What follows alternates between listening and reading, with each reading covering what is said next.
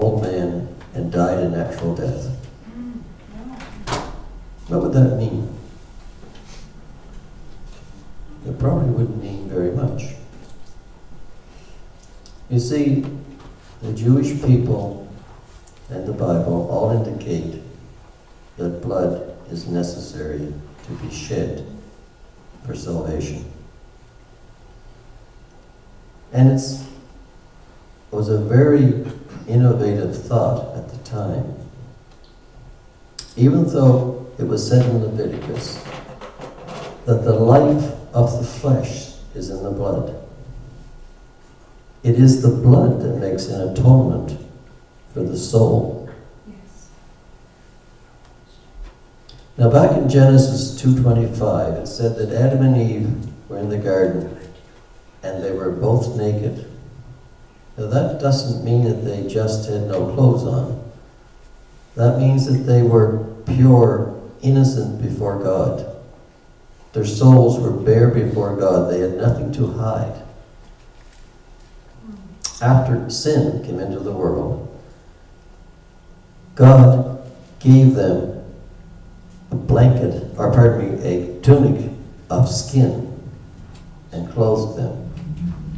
Now this is the first indication in the Bible of something having died. God had made a sacrifice of an animal to cover Adam and Eve. This was the sensation of covering of sin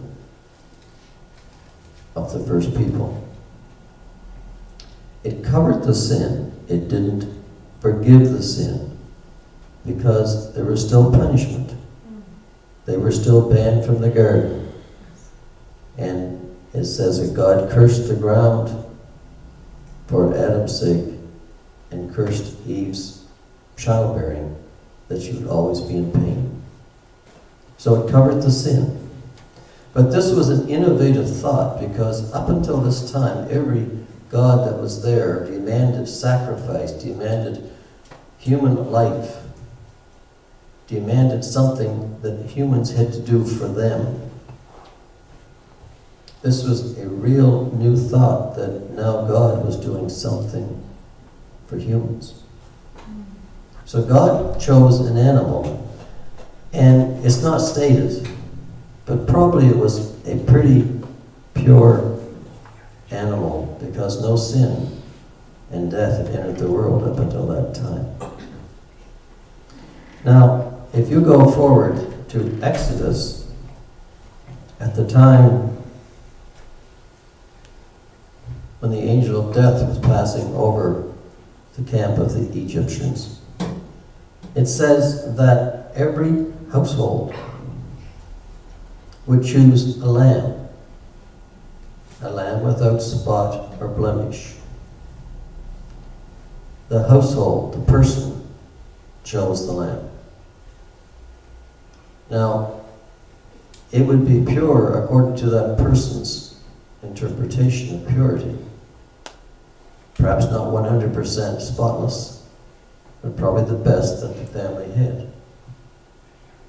But the person chose the lamb, and by putting the blood on the doorposts, on the lintels of the door, the angel of death passed over.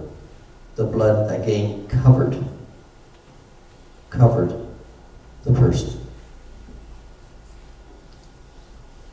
But the person, the family, had chosen the lamb. If you go forward into Matthew 21, it tells about Jesus in the temple. And in the temple, if you remember, he overturned the money changers. Because at the time of Passover, the people would take their sacrifices to the temple. But at this time, there were many people in the courtyards of the temple who would either exchange money or take money for the selling of sacrificial animals. And one of the schemes that was going on then was the fact that no matter what animal people took the priest would say it was not good enough. You had to buy another animal from the people at the temple. It is said then that a dove that someone brought in would cost about 4 pennies. But a dove bought at the temple would cost 75 pennies. And the money that was the difference was split among the priests of the synagogue, of the temple. But you see, the people then weren't choosing the animal. The priests were choosing the animal as an intermediary between the people and God.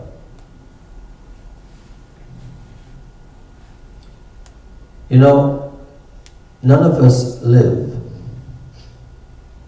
without something shedding blood. If you want to take it in a broad term, plants have their own blood. It's called sap. Animals have blood. Birds have blood. Fish have blood. And none of us live any day without something dying so that we can live. Animals have to die. Birds have to die. Fish have to die. Or plants have to die. Something has to die for us to live. And because there was an intermediary between man and God, God chose another lamb as at the beginning, so that intermediary was no longer necessary. God chose Jesus to die on the cross, to shed his blood for us. Amen. So that we need blood for our physical, we need blood to be shed for our physical life. We needed Jesus' blood to be shed for our spiritual life. Yes. Right. It's all tied in together, and this was such a revolutionary idea at the time. No God had ever done this. No God had ever sacrificed himself for his people. No God had ever done this, come down to earth, and had shared his life with his people. This was something that was so revolutionary at the time, it just couldn't be made up. The idea that blood must be shed is paramount throughout the Bible. And Jesus shed his blood for us. And we should always consider that very carefully during communion, during services. Because without that death of Christ, none of us would live beyond the life we have in this earth. That's right. That's right. So what if Christ had lived to be an old man? We'd all be in a lot of trouble. Yeah. Thank God he did what he did. Amen. Something to think about.